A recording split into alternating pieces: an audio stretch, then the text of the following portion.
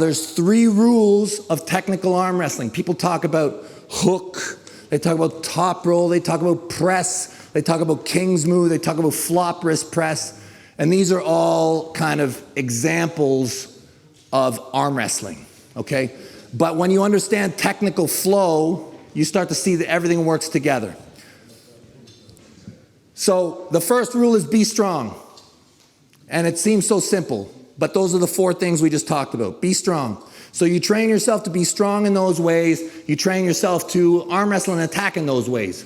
Rising, cupping, rolling, inside the body, right? That's perfect form, right? If I can be at a table, I have my riser controlled, I have my cup controlled, he's not able to turn me over, I'm able to keep my arm inside my body, is all I need. That's all I need for full dominance.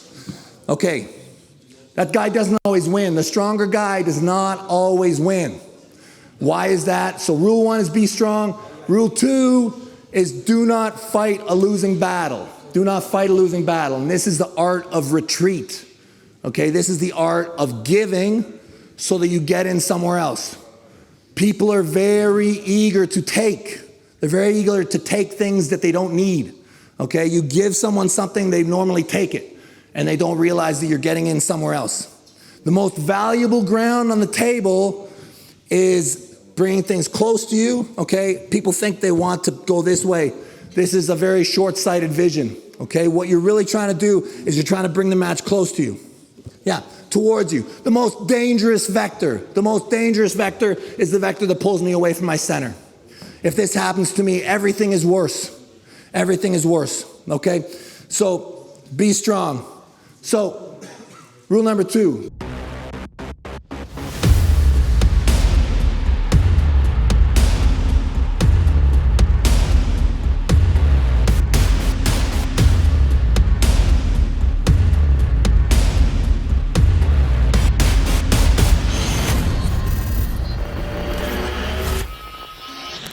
Rule number 2. Does anybody remember? I just said it. I forget what it is.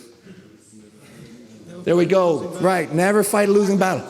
So what does that mean? What does never fight a losing battle mean? Ray, let me steal you, okay? So Ray is too strong. Just pin me. Just pin me. He's got everything, okay? He's got all the pieces, okay? Okay, pin me again, okay? Now, okay, I have to choose as an arm wrestler. If I just try and fight him all the way, he's gonna beat me. It will help me to sink in somewhere if I give him something, because you cannot fire your forearm and your arm in all ways equally hard. The moves of arm wrestling, you know, sometimes you have to relax parts of the arm, okay? So if this time they come in, okay, I give up my supination, I give up my pronation. I give up my pronation to help secure my cup. He takes it and allows me to get my fingers in, okay? So, and there's many examples of that. All defensive styles, you're giving something up. A defensive style is like a defensive hook, a king's move, a flop wrist press. These are all defensive things where you give something away to secure a stop, to hold on to one of those strengths that we talked about at the beginning. Now, the third rule of arm wrestling. This is the trickiest rule of all, and it's the hardest rule to master on the arm wrestling table. Does anybody know what it is? I'm sure somebody does. Yeah, Ray knows. What is it, Ray? Never take what's given. Right. Never take what's being given to you, because nothing's for free, okay? It's normally a trap, okay? So how does that work, okay? I want you guys to start thinking about this stuff. So left hand. The most simple way to think about it is with cup and pronation. These are the most simple ways to think about it, okay? If I take his pronation, okay? If I take his pronation, right? If he gives his pronation, right? Now that's very interesting. If he gives his pronation, I might want to take that, right? I want his pronation in fundamental arm wrestling. I want it. But when he gives it, it's because he's trying to get his hook in, right? It's easier to sink it when, right, it lets him activate his pinky fingers better. So this is the really tricky thing. When someone gives you something, you may consider going the exact opposite direction. Okay, so for example, If he is giving up his pronation, okay, I will actually kick back. So this, yeah.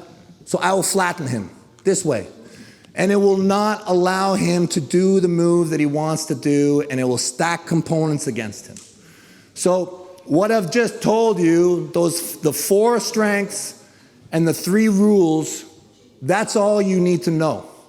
This is all you need to know about arm wrestling. If you can understand those 7 things perfectly, you will be better than me, okay? And this is what I always come back to over and over and over.